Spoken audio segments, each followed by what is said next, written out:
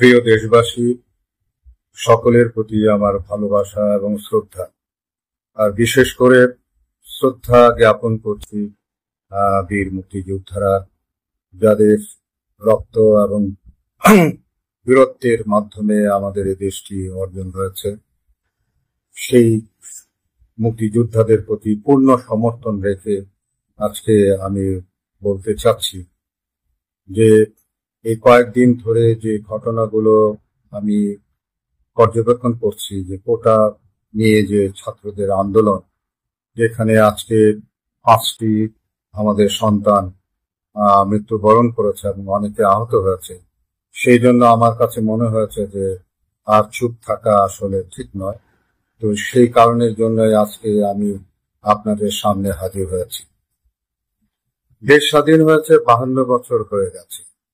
এই 52 বছরে আমাদের যে মুক্তিযোদ্ধারা যারা ছিল, তারা কোটার মাধ্যমে চাকরি অনেকে করেছেন, অনেকেই এখন এই পৃথিবী থেকে বিদায় নিয়েছেন।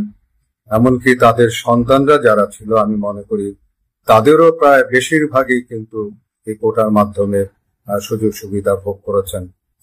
এখন যারা আছে মূলত তারা হলো মুক্তিযুদ্ধের প্রজন্মর বিষয়টি।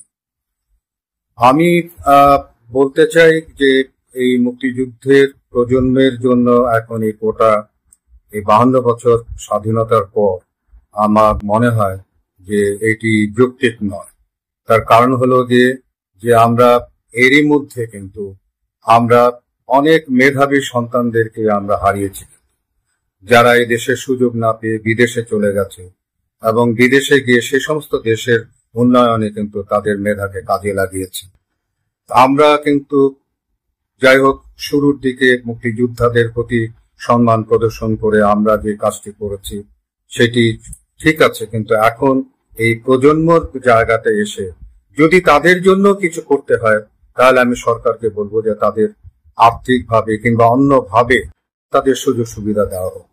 কিন্তু এই যে মেধার যে বিষয়টি আছে, চাকরি এবং অন্যান্য জায়গার যে সুযোগগুলো আছে, সেই জায়গায় যদি আমাদের যোগ্যতার ভিত্তিতে যদি আমাদের সন্তানরা উঠে আসে, তাহলে দেশ অনেক বেশি লাভবান হবে, দেশ অনেক বেশি উপকৃত হবে।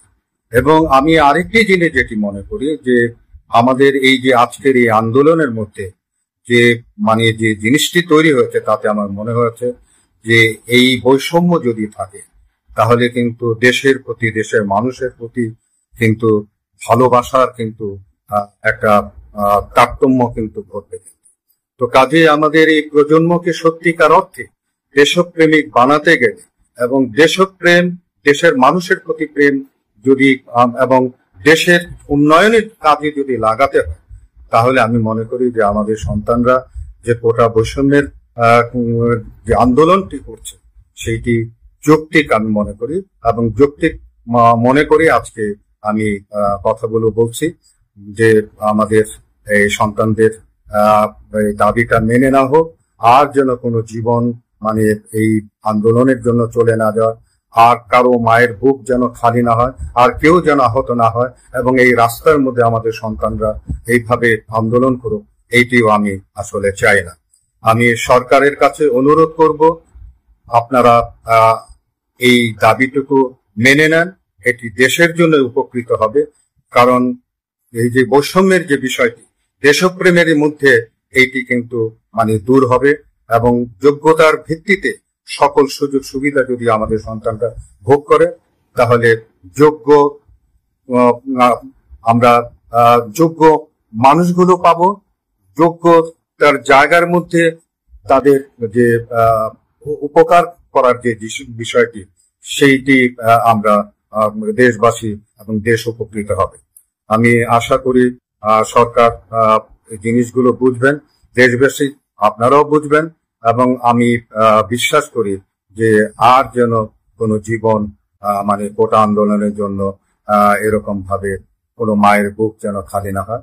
আপনারা সকলে মিলে দেশকে, দেশের উন্নয়নের জন্য, দেশের ভালোর জন্য, দেশের ভালোবাসার জন্য, দেশের জনগণের জন্য এই কোটা আন্দোলনটি মেনে নেন। আসসালামু আলাইকুম।